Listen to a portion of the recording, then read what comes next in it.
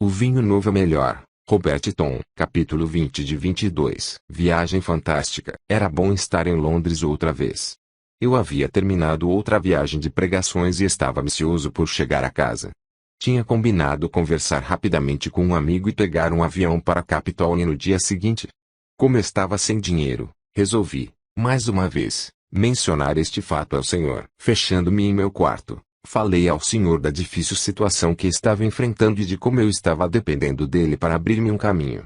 Todas as ofertas recebidas pelo meu trabalho nas pregações já haviam sido depositadas no banco e, assim, enviadas para a África do Sul. E as ofertas feitas para meu uso pessoal já se haviam esgotado. Enquanto estava orando, senti uma forte impressão de que devia modificar meus planos. Em vez de tomar um avião pela manhã, eu devia viajar para casa, na tarde seguinte, em um navio Union Castle. Senhor, objetei, isso vai dos meus caminhos, não são os seus caminhos, replicou ele. Tem um serviço para você naquele navio, como você logo verá. Está bem, Senhor, respondi. Tu conheces melhor. E me larguei na cama para relaxar um pouco. Por longo tempo ali fiquei imaginando que tarefa tinha Deus para mim naquele navio. Era muito natural que meus pensamentos se voltassem para Smith Wigglesworth, o grande pregador bombeiro que Deus usou certa vez para, entre outras coisas, provocar um reavivamento num navio de passageiros. Lembrei-me claramente do incidente, pois me fora relatado pouco depois de minha conversão, por Jimmy Salter, genro de Smith Wigglesworth. Smith estava em um grande navio viajando de Southampton para Capitol. E, o que não deixa de ser interessante, segundo me disse Jimmy, era um navio de propriedade da Union Castle Steamship Company e por ela operado. Quando algumas pessoas souberam que tinham o famoso evangelista a bordo, convidaram-no a participar em um concerto no navio.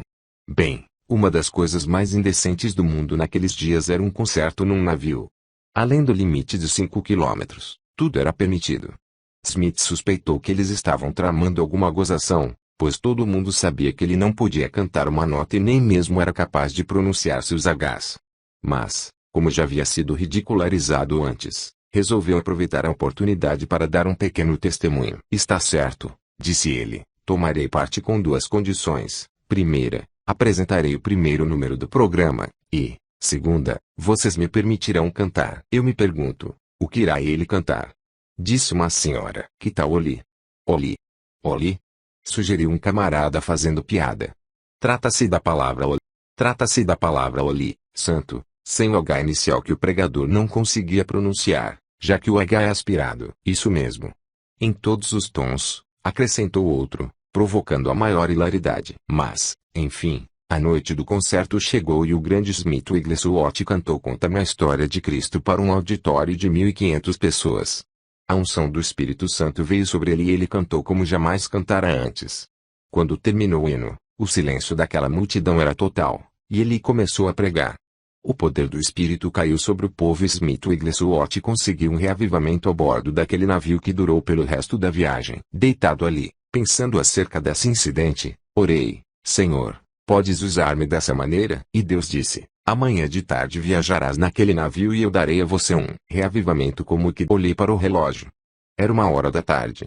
Desci rapidamente as escadas, falei ao meu amigo acerca da mudança de planos e me dirigi ao escritório da Union Castle Steamship Company para tentar conseguir uma passagem. Caminhei para aquele escritório sem dinheiro algum no bolso. Tive de esperar na fila para falar ao Sr. Osborne, o agente de viagem. Sr. Osborne, falei quando chegou minha vez. Desejo embarcar no navio que zarpa amanhã de tarde de Southampton para Capitol, Stirling Castle. Senhor, respondeu ele, tenho 300 pessoas na lista de espera para aquele navio. Receio que não haja esperança. Mas, apenas acrescente meu nome à lista. Sim. Insisti. Deus me disse que eu devo viajar naquele paquete. Mas eu já lhe disse, não tenha vã esperança. Sr. Osborne, disse eu com um sorriso, estarei naquele navio. Nunca, retrucou ele. Não há jeito. Apesar disso, relutantemente, ele acrescentou meu nome à lista e resmungou algo não muito lisonjeiro. Justamente nesse instante ouvi uma voz apregoando, chamando o reverendo Robert Tom. Voltei-me e vi um rapazinho que tinha menos de 1,5 metros de altura, vestido com o uniforme da British Overseas Cable. Puxando pelo cotovelo, falei, eu sou o reverendo Robert Tom. Um telegrama para o senhor. disse ele, entregando-me um envelope. Obrigado, respondi um tanto encabulado, pois eu não tinha dinheiro bastante para lhe dar uma gorjeta. Quando abri o envelope, dentro dele, para meu espanto, estava um cabograma com uma ordem de pagamento no valor de $200.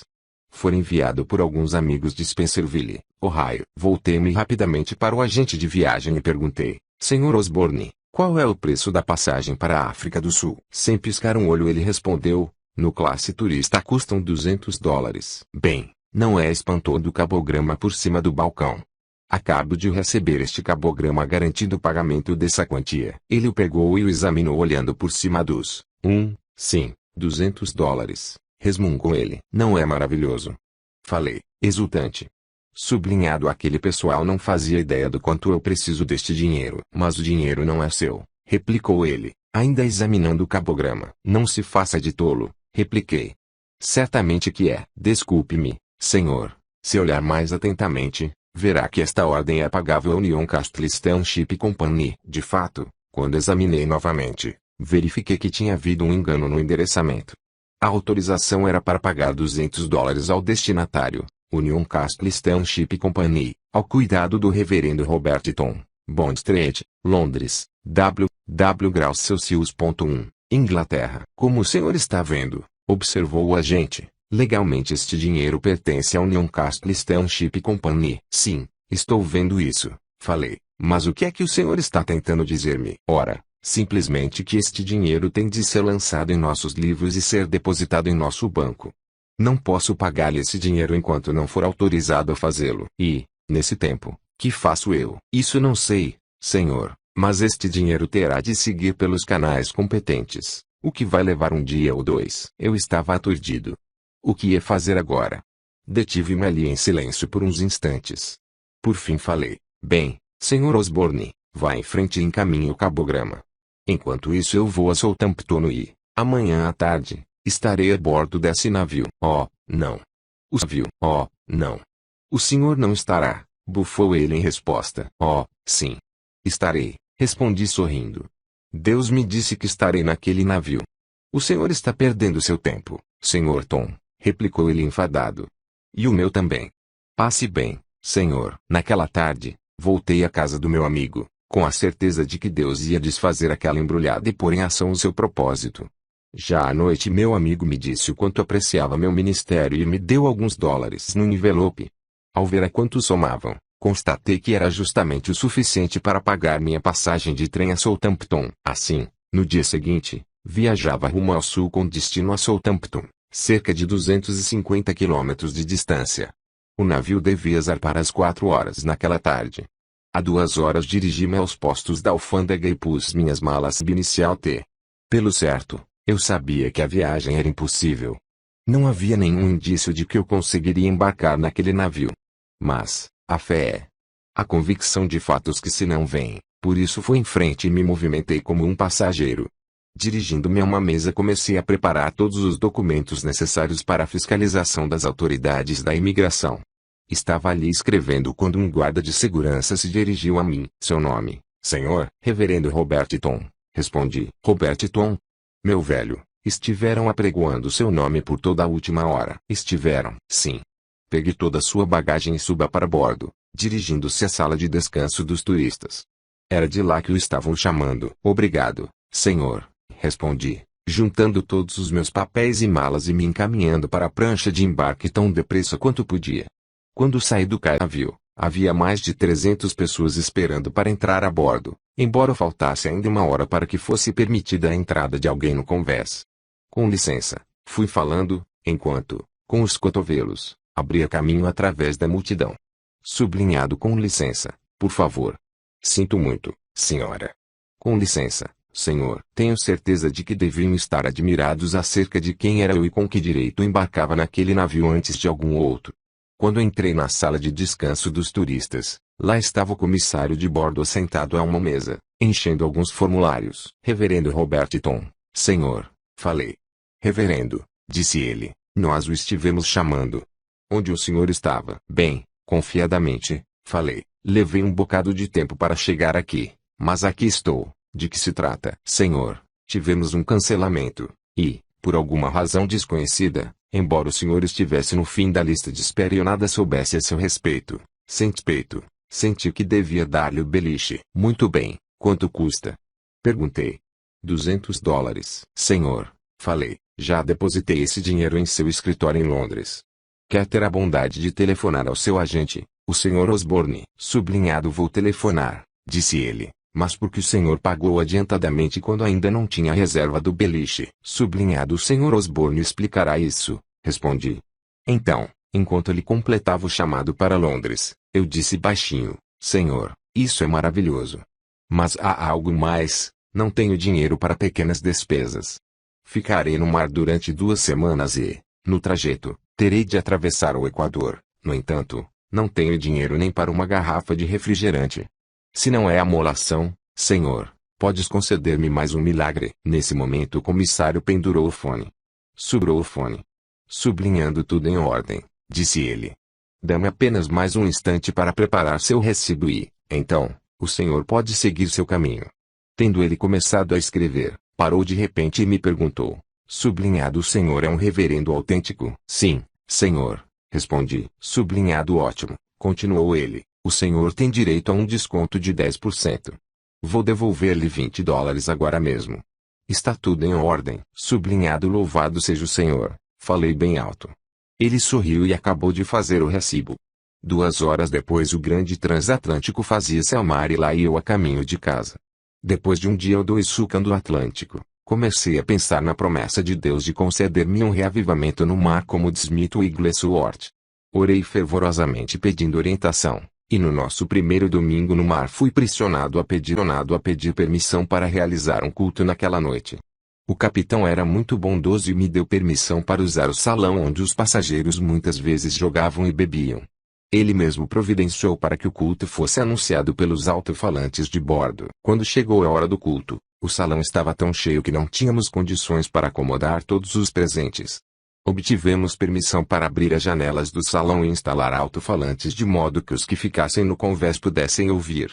Havia 1.500 pessoas a bordo e fui informado de que pelo menos 1.200 participaram da reunião. Um dos oficiais do navio dirigia o culto.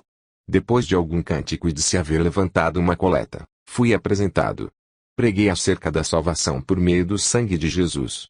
Senti uma grande unção naquela noite quando fiz o apelo a homens e mulheres para que recebessem a Cristo. Muitas pessoas vieram à frente e fizeram a oração do pecador. Depois do culto, o oficial me entregou o dinheiro arrecadado na coleta. Obrigado, senhor, falei, mas eu não preciso disso. Precisava tomar cuidado para não dar a impressão de que o dinheiro era o motivo para a pregação. Mas este é o privilégio do orador, senhor, replicou ele. Sempre damos a oferta arrecadada ao orador. Aprecio isso, respondi, mas o que eu vi esta noite, homens e mulheres recebendo a Cristo em pleno Oceano Atlântico, é a minha melhor recompensa pelo esforço feito. Isso é muito bonito, insistiu ele, mas, diante da ordem do comissário do navio, devo insistir em que o senhor receba o dinheiro. Está certo, dê-me isso aqui, falei. Vou falar com o comissário a respeito disso. 1 minuto após, caminhei até a mesa do comissário e depus o dinheiro diante dele. O que é isso? Inquiriu ele. Isso é a oferta do culto desta noite. Então ela é sua, replicou ele. Todas as ofertas são encaminhadas ao orador. Senhor comissário, respondi, aprecio muito isso, mas, veja, eu sou ex-marinheiro e... Não me diga, ele interrompeu. O senhor foi marinheiro? Sim, senhor, disse eu sorrindo, e, também, muito bêbado. Agora o senhor poderia encaminhar esta oferta de 86 libras inglesas ao fundo de órfãos e viúvas de marinheiros? O senhor não pretende fazer isso, falou ele, incrédulo. Pretendo sim, senhor. Fale-me a seu respeito. Comecei, então, a testificar ante aquele comissário. Contei-lhe tudo a respeito dos anos de bebedeira na marinha, e de como Jesus tinha transformado a minha vida. Falei-lhe dos muitos milagres que eu tinha visto ao redor do mundo. Ele sorveu cada palavra, piscando forte algumas vezes, no esforço de reter uma lágrima. Reverendo, falou ele depois que terminei. Quero fazer alguma coisa pelo senhor. Conhece aquele salão onde o senhor falou esta noite? Eu lhe cedo pelo resto da viagem. Pode realizar cultos ali todas as noites se o senhor quiser. Foi exatamente o que fiz. Ao chegarmos à Capitol eu me sentia como Smith Wigglesworth II. Final do capítulo.